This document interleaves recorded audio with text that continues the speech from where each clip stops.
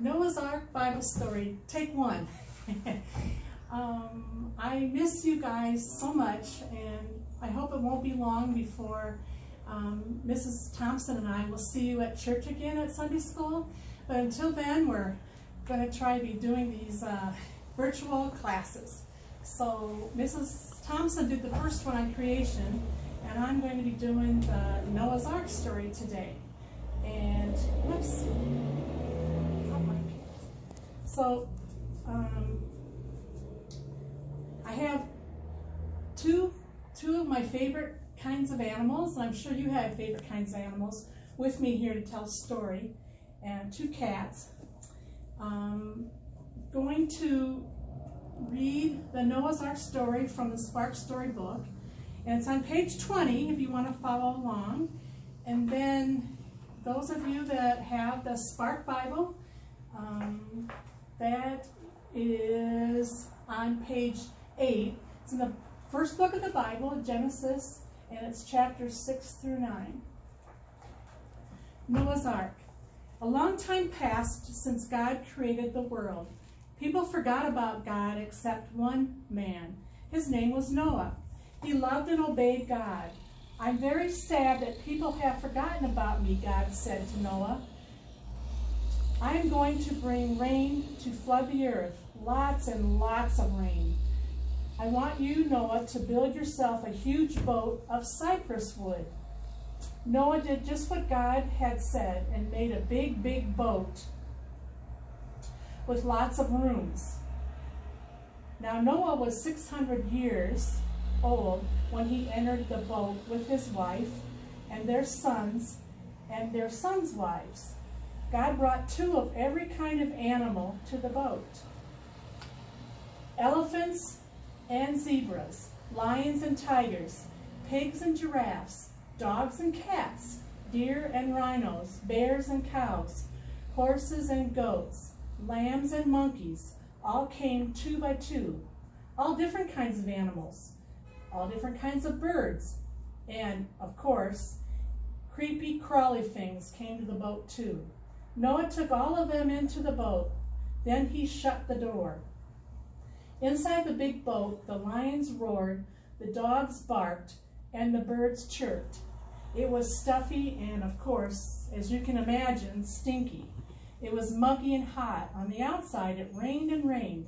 It rained big giant drops and little baby drops for 40 days and 40 nights. The rains came down and the floodwaters came up. The water splashed on the sides of the big boat and pushed it up and down for 150 days. Finally, it rested on top of a tall mountain. Noah waited and waited until God said to him, "Come out of the boat, and you and your wife and your sons and their wives." Noah's family and all the animals came off the boat. They put their feet on dry land. They ran and skipped and jumped. They twirled and danced in the sunlight. They thanked God for the land and blessed them. Noah's family grew and grew. The animals and the birds and the creepy crawly things filled the earth again. God painted a rainbow of brilliant red, orange, yellow, green, blue, and violet across the sky and promised, "Never again will water flood the earth. Whenever you see the rainbow in the clouds, I will see it too, and I will remember." And this is a question that you might want to think about. It's at the end of your story here. What would you have thought if God asked you to build a boat? What would you have said to God? Okay, so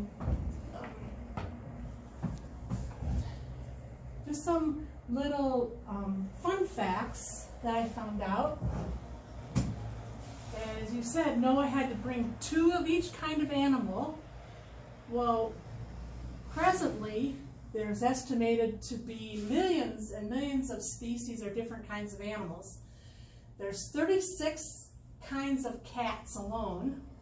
There's 9,000 different kinds of birds, 4,740 kinds of frogs, and scientists estimate there's about 30 million different kinds of bugs.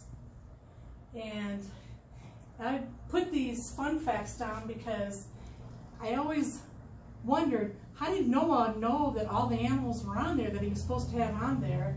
And of course, God's always creating, so I'm imagining that all these didn't exist back then because they're always being recreated. And so, can you imagine, then you had to decide where on the ark you were going to put all the boat, which is also we know as the ark.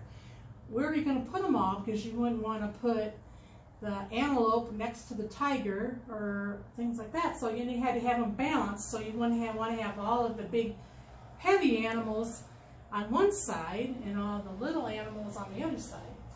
And I just think it's fun to think about that. And then too, like, how do you think Noah arranged them all? And also when you read in the Bible that God also had Noah bring all of the food to feed all the animals. So not only did they have enough room for all the animals, they had to have room to store the food for all that day, for all those days, and for Noah and his family. So something for you to think about. Our lesson focus was God saved Noah and the animals and promised never to flood creation again. And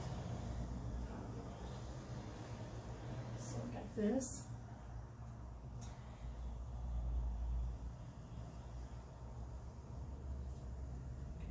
We can stop.